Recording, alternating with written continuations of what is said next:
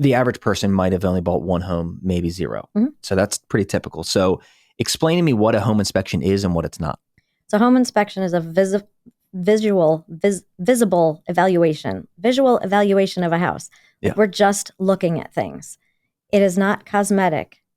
It is mechanical, structural, electrical, plumbing. We are identifying things that are not the way they're supposed to be. It is not a code inspection. If you've got a 1947 refrigerator and it still works, that's not going in the report as a problem. Now, I'm going to say, budget for this because budget to replace right. This because it's from 1947. But I was in a house recently that had, the marshmallow looking refrigerator, and it worked. And there was the oldest Michelob light I'd ever seen in my life in there. It was really funny. But and if the roof isn't leaking, but it looks old, budget to replace it.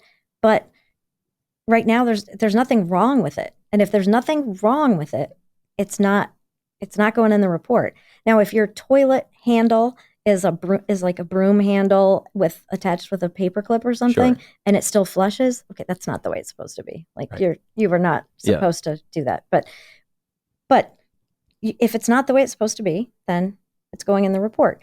And it doesn't have to be to current code. So that's the other thing that a lot of people think. And they'll have an electrician come in to check things because we're like a primary care physician. We go in and say, these are the things. We're generalists. We know when things are not the way they're supposed to be, but we're not specializing in plumbing or electrical or whatever. That's the analogy I've always used for describing a home inspection. It's literally getting a physical. I know your foot's not exactly right. You're complaining this. They can do a cursory glance at it and say, you need to go to a specialist. And this is what you should tell them is wrong. Right. In general. And then they will come and diagnose. Yep. Exactly. And give you a quote. Exactly. And that person trumps the home inspector. Sure. Because they're the expert in that specific field. Exactly. And so I have seen and they don't know what a home inspector is or what they do and the limitations on a home inspection because we can't be invasive. It's not your house yet. Right. And you're using us and what we give you to actually make an educated decision about what you're going to do with the house. Right. So we've got to give you what we can, and we can't see behind walls. Right. We can't cut holes in walls, but we're trying to find that.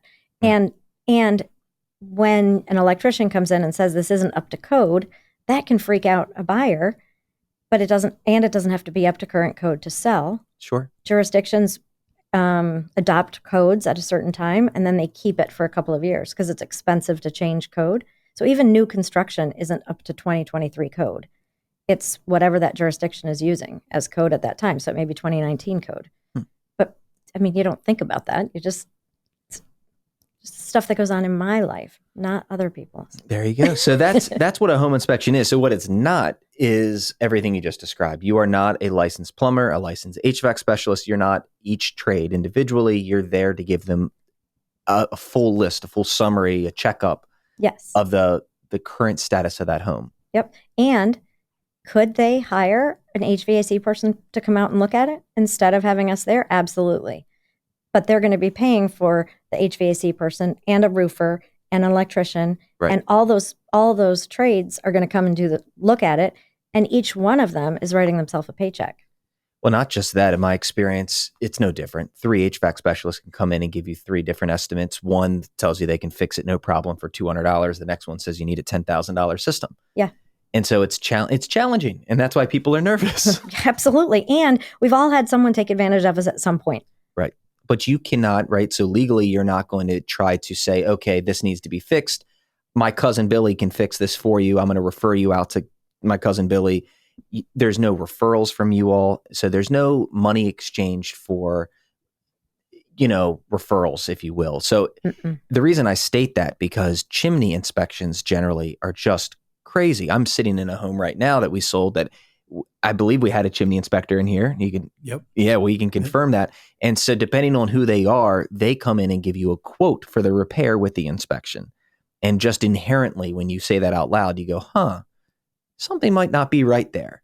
And so the quotes can be wildly different. So chimney is my least favorite thing to get inspected for that reason. And go for it. Set you up. Well, thank you very much. And it's the same with termite. Yeah. Termites, the same thing. They come in, or they call it wood destroying insect inspection, WDI. It's the same thing. you come in, you inspect, you say these things need to be done. I can fix it. Look how much it is. Right. So, and I'll get back to that in a second. Home inspectors legally cannot repair anything, do any work on a house that they've inspected within a year of having inspected it. And no one on my team is allowed to do any work on any of those houses.